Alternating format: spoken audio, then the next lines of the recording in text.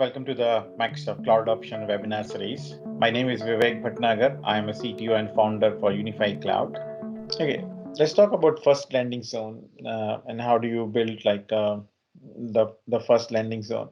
And as I told you, like it should be simpler, and this is actually depicted in this figure. Like as you can see in this figure, uh, that we are showing you, a very simple way that what are the architectural complexity on one axis and then compliance requirement. And you can see that we divided in the categories or space of A, B, and C and D. And these are like increasing complexity of architecture and these types of things. Typically, the type A landing zone, like this is always recommended to start here while your first workload. Start with code to produce like in a consistent, repeatable landing zone in this zone.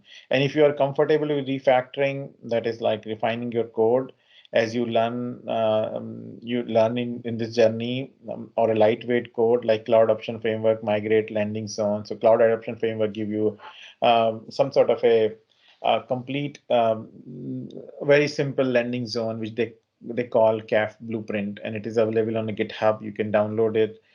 This approach, which is I always recommend, accelerate adoption success and creates like hands-on learning opportunity because it's a learning curve. Customer is also learning with you while migrating their assets. So it's always good to keep things simple but still manageable.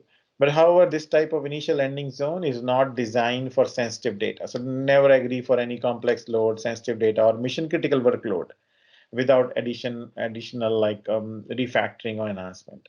So in case you start moving to the place B where like you start bringing your complex workload or maybe sensitive data, um, then it basically you come and your process of expanding your landing zone. So it's basically it is a more complex compliance and architecture requirement.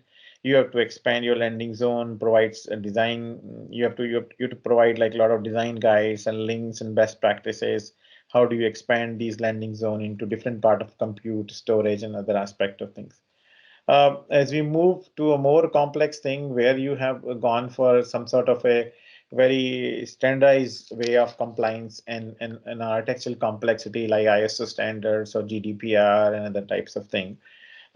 These are governed by external compliance requirements. So um, it is basically you have to follow a few of the standard compliance things from Azure. There are a lot of sample Azure blueprints available, which you can actually download and implement in your subscription to achieve these kinds of compliances. So it's easy to start with that template, and then you can modify it for anything. Finally, the last one where a partner provide ongoing managed services or contacted to deliver adoption plan, they will typically provide their own landing zone. Using the partner landing zone, you can accelerate adoption, but it's driven by partners. They manage it for you. This might be landing zone with some additional consideration to your internal governance and security requirements. So it's some sort of customized thing for you. Um, and it's part of like complete landing zone as a managed service to you. If you look at like going back to the A, which is like landing zone at the migration part where you are basically you building a simple application. You need to keep your few things in mind, like for example, like subscription limits. So just to make sure that you're following subscription limit, nothing is exceeding this, otherwise it will start giving you errors and other thing. You need to make sure there's no third-party compliance requirements. All third-party compliance requirements are here. So if somebody say to you NIST or UK or US or anything, then they speak, then this zone is not advisable. And keep the architectural complexity uh, in a very simpler form to the extent that you can actually implement this in even non-production subscription. There is also like not any shared services across subscription to try to treat like a spoke in a hub or in a spoke architecture, and it has a very limited production scope. The landing zone has like potentially like hosting workload, but it is not suitable environment for any sensitive data again or mission critical. So these are the few things that you have to keep in mind while building these landing zones. Uh, as we discussed before, also that the lending zone sometimes is the most time-consuming aspect of any project, and I have seen that a lot more projects just halt at this point of time. And there are a few key challenges while building these changes. So the one definitely how like architectural complexity.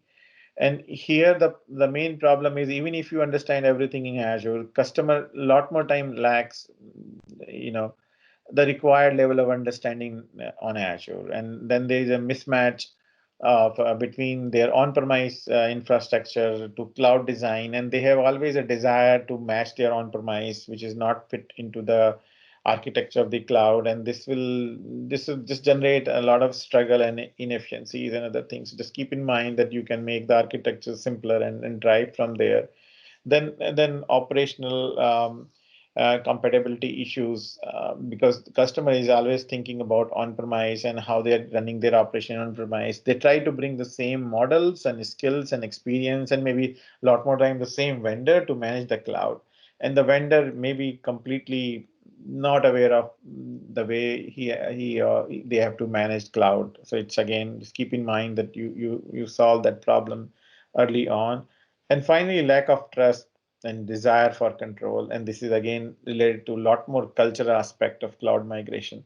Because when you move assets to cloud and then make a different style of managing, and you have a flexibility, a lot of power equation in organization change. And these equations are very important for some people. Some people become nervous and they start not cooperating and other thing. So just keep in mind that you can control this aspect of culture. So I just included these three main challenges that you need to keep in mind, like while you are building these aspects here.